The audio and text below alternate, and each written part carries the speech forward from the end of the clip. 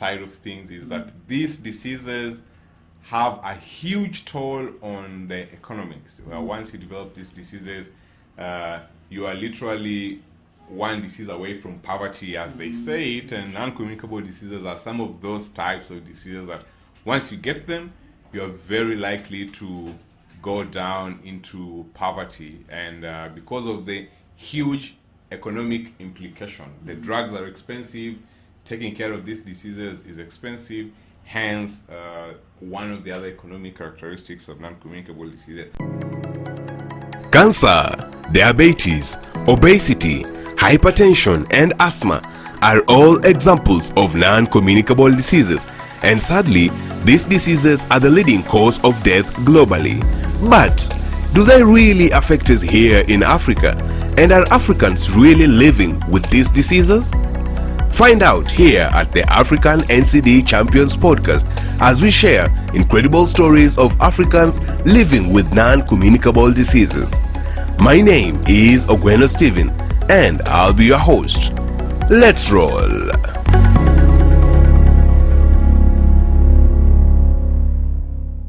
Welcome to the African NCDs Podcast, Season 3, where we'll be talking about non-communicable diseases in detail, and we'll be talking about what are non-communicable diseases, what are the types, and then contemporary issues in the NCD space. And without further ado, I'd like us to introduce ourselves so that you know who is speaking to you. And then we will move into the very first episode, which is really introductions to non-communicable diseases, what they are, and looking at some of the risk factors. So without further ado, I'll introduce myself. My name is Ogweno Stephen, co-founder and CEO of the Sterling Foundation. And I'm here with Oduor Kevin. So you can carry on from there. Okay, this is Oduor Kevin. I'm a public health specialist and NCD advocate or NCD champion with the lived experience of non-communicable diseases. I'm also a consultant. I do a lot of work in digital health consultancy and also project management around NCDs. My background is in public health and currently completing my master's in public health. Yeah, so I think that's a good introduction to what we're about to speak today. So I really just want to jump into it. The first question is, what are NCDs? Okay. Yeah, thank you, Steve, for that question. First, let me recognize that defining non-communicable diseases is very essential because a lot of people have missed really what non-communicable diseases mean or what they are. When you ask a lot of people, what non-communicable diseases are, sometimes they tend to miss really what it is. The definition of non-communicable diseases is really a no-brainer, and I will just define it using very simple terms. Non-communicable diseases are those conditions or diseases themselves, so they can be conditions or diseases which cannot be passed from one person to another. The conditions which, to just expound, if I have them or when I have them, I cannot transmit them to you. And those are the conditions that can also be referred to as chronic non-communicable diseases, owing to the fact that they take long and, from the word chronic, some people use chronic non-communicable diseases or chronic diseases, so whatever term you want to use. Yeah, non-communicable diseases are also called lifestyle diseases. Oh yeah. Yeah, because that's something I've forgotten. Yes, because they are also the things that cause them are as a result of how we live, which is why we are calling them lifestyle diseases. So that means you're talking about the characteristics of non-communicable diseases. Will you expound more in terms of the characteristics, the features of non-communicable diseases? Yeah, sure thing. So there's a couple of key characteristics of what non-communicable diseases are, and the initial or the biggest key characteristic of these diseases is that they are not transferable from one person to the other. I cannot touch you like this and transfer NCDs. So that is one of the biggest characteristics. And then these diseases are often long-term. They develop over a very long period of time. often starting in your youth and manifesting in your adulthood and old age. So they might take 10, 15 years to just manifest inside your body. So you might think you are healthy, yet you are developing some non-communicable diseases. And then the other characteristic of these diseases is that these diseases are also caused by lifestyle. So that's the other thing that, and that is why they're also called lifestyle diseases. How you live and how you act, which is something we look into in terms of the risk factors, really influences the development of these non-communicable diseases. And then a final characteristic is that, and especially on the economic side of things, is that these diseases have a huge toll on the economics. Well, once you develop these diseases, you are literally one disease away from poverty, as they say it, and non-communicable diseases are some of those types of diseases that once you get them, you are very likely to go down into poverty. And because of the huge economic implication, the drugs are expensive, taking care of these diseases is expensive, hence one of the other economic characteristics of non-communicable diseases. I don't know what I've missed in terms of characteristics. Is it right to say that they're also preventable? Could you weigh into that? Yes. Non-communicable diseases are preventable by virtue that they're also lifestyle diseases. And so if you adopt a set of healthy lifestyle behavior, which we'll talk about, then you'll find that these diseases are, for the most part, preventable. I mean, there are some that come via genetics, which is also something we're about to talk about next. But for the most part, these diseases are preventable and manageable. Which leads me to the next bit of this conversation is wait. So before we come to types, which is what I'll ask you to talk about, there's a very interesting thing when people talk about non-communicable diseases or lifestyle diseases or chronic diseases, is the abbreviation. So it's not NCDs, as a lot of people would pronounce them. It's NCDs. So that is just a quick tip of the iceberg, just to educate you on even the short form of it. But moving further along, what are the main types of non-communicable diseases, and then talk about the 5x5 and the 6x6 categorization of these diseases as well. Okay, thank you for that, Steve. I want to enumerate the types of non-communicable diseases the major types of non-communicable diseases. Of course, there are a lot, I would say, a plethora of non-communicable diseases that we have, but I want to talk about the 5. Of course, you brought that 5x5 approach. So I'll talk about the types.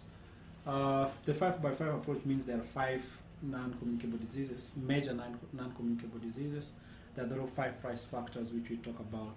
So the 5 types of what do we call them? Non-communicable diseases. Number 1, we have diabetes.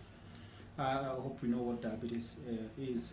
There are all types of diabetes. There's type 1 diabetes. There's type 2 diabetes, and the difference really lie in terms of what causes them. One which is being caused by insulin not able to break down the sugar, and one that your body cannot make sugar and your body cannot utilize it. So diabetes is one. So there are a lot of diabetes. There's even also gestational diabetes, which comes during mostly pregnancy. Then also we have cardiovascular diseases, which the short form for cardiovascular diseases is CVDs. So some people also refer to it as CVDs. So I wanted just to make our viewers understand that it's not a CVDs as we refer to them, the CVDs. So cardiovascular diseases, there are a lot of them also. We talk about the chronic heart diseases, talk about hypertension. Actually, it's part of cardiovascular diseases. Then we have the chronic lung diseases, where a lot of other diseases also fall. An example is the OCPD. COPD and OCPD. Chronic obstructive pulmonary disease. Yeah, so people also sometimes confuse what is really this COPD. So that is one of the chronic lung diseases. And also we have mental illness, which most people refer to as mental health. But yeah, for it to become a disease or qualify, then why not just refer to it as mental illness? I hope I've enumerated the 5. In case I'm missing any, you help me to talk about them. But as I've said, there are a lot of many NCDs. So the 5 are not the only ones. And you wanted me to talk about something that currently WHO is somewhat introducing. Some quarters from the WHO, talking about the 6x6 approach. We used to have the 5x5 approach, meaning the 5 NCDs or major 5 NCDs, and then the 6x6 approach means the 6 NCDs, and there's also 6 risk factors, of which I think that one we'll talk about later. So the 6th one that has been added is the oral diseases. MACU, the Global Health Report, not the Global Health, but the Global Oral Health Report, released by WHO in 2023, suggested that or found that there are 3.5 billion people who are living with oral diseases. So the proponents of the 6x6 approach are saying, okay, why not include oral diseases as part of the major non-communicable diseases, owing to the number of people who are living with these conditions, and surpasses all other non-communicable diseases, even combined. So it makes a strong case, although that has not been adopted. We could still refer to the 5x5 approach, which lists the 5 major non-communicable diseases and exclude oral disease at the moment. Yeah, so I think that's a good way of really starting the conversation on the types, and I think I'll just pick it up from there and move into risk factors. So there are 5 major risk factors, and then I'll mention a few as well in passing. And it's because of these risk factors that non-communicable diseases are also called lifestyle diseases. So the first risk factor is tobacco use.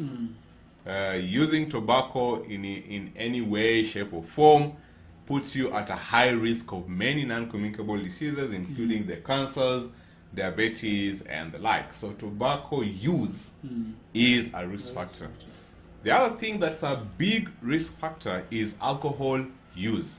Not minimal, not excessive use of alcohol.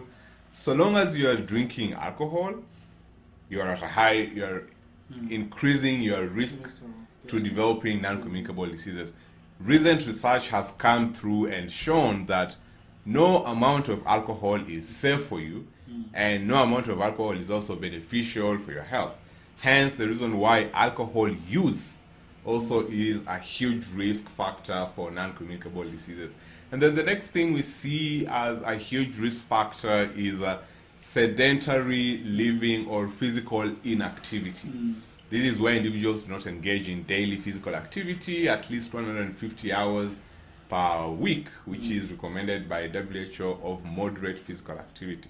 Moderate being in the sense that you sweat a little bit and there is a rush of air in and out when you're engaging in this physical activity. And then the 4th one is air pollution. This is both internal and external air pollution. So mostly we refer to it as indoor air pollution. And the ambient air pollution. Yes, and the ambient air pollution, just to distinguish that the indoor air pollution you actually have some control over as an individual, and the outdoors or ambient air pollution you might not have as much control, but still air pollution is a risk factor, especially to the lung diseases or the chronic lung diseases. And then the 5th risk factor, there is one more that is escaping me, that the poor nutrition. Correct, is what we eat. So poor nutrition is a big risk factor to non-communicable diseases. They say that you are what you eat. And this is especially true when it comes to non-communicable diseases, because if you eat the wrong food, you develop the diseases. If you eat the right foods, you prevent the diseases. Because these 5 major risk factors are preventable and usually are as a result of lifestyle, that's why they are called lifestyle diseases. Other things that puts individuals at risk include genetics, family history, and the broader environment, which sometimes are things that cannot be controlled, but also they account for less than 20% of these diseases anyways. And that is why there's a lot of emphasis on the preventable, manageable risk factors, which is the first 5 that I've talked about. Which brings me to the next question. What are some of the key numbers, and why should we be talking about non-communicable diseases in the first place? What is its impact in the planet, in the healthcare systems, in families? So talk to us about some of the key numbers. Okay. Sorry for taking you back, but just to add in that risk factors is that we have both the modifiable and the non-modifiable risk factors. So I think it would be good for our dear viewers to know that there are things that they can modify and things that they cannot modify. And really that is a layman term that really resonates, and they can utilize that to address their NCD vulnerabilities, knowing that there are things that I can modify. Things like physical exercise, the things that you talked about, the moderate intensity exercise, which is 150 hours per week as per WHO recommendation. And nutrition, really what you eat, those are things that are modifiable. The only thing that sometimes you cannot modify is really your genetics. Where you born, your family history and all that. That is without your control. And there are also certain things that really common person might not be within your armpit, so you cannot really modify. So I just wanted to bring that distinction to make it clear. So the key numbers, really I want to recognize one thing. We are currently experiencing what we call the epidemiological transition from communicable diseases to non-communicable diseases, meaning that non-communicable diseases are overtaking communicable diseases in terms of prevalence. The WHO, the prevalence of non-communicable disease according to WHO stands at 77% or 70% and above. And you find that most of these, 77% of these, the deaths as a result of non-communicable diseases occur in low and middle income countries. Maybe to bring it closer home, in Kenya, according to the statistics that are available and research that has been done, it's that 50% hospital admission as a result of non-communicable diseases, and 55% of all hospital deaths attributable to non-communicable diseases. We can go to maybe cardiovascular diseases, which is a leading cause of death, which stands at 39% according to the Ministry of Health. What do we call it? That survey that is done every year. That's the stepwise survey by the World Health Organization. The World Health Organization, which is done in low and middle income countries. So they found that really cardiovascular diseases are the leading cause of death even in Kenya, and also worldwide, standing at 39% in Kenya. And even countries around, I saw Rwanda having around 42%. So it really talks about, there are a lot of people who are also at risk, and also the number of deaths, because we're looking at it in terms of the number of deaths. And talking about the numbers also, most of the deaths occur between 30 to 69. So I think that now debunk the myth that it's really just disease of the old and the youth. So it's, everybody is like, at risk of that non-communicable diseases. Yeah, I think it's also important to know that all over the world, 1 out of every 4 people who is dying dies. One is actually 3 out of every 4 people 3 out of 4 who are dying dies from a non-communicable disease. And that really needs to bring it home that this is a big disease with a very big risk, and it's very real. If it causes around over 50% of hospital admissions in the country and in the region, then it's a serious issue, and we really need to be aware of these non-communicable diseases, how to treat them, how to prevent them, what can we do to change our lifestyles, and also we need to know about the contemporary conversations and development happening around non-communicable diseases. And that brings us to a wrap of this first episode, and we will see you on the next one. Now that was incredible. Thank you for listening in. Share this with your networks and follow us on all social media at Storelink and at NCD Champions. See you on the next one.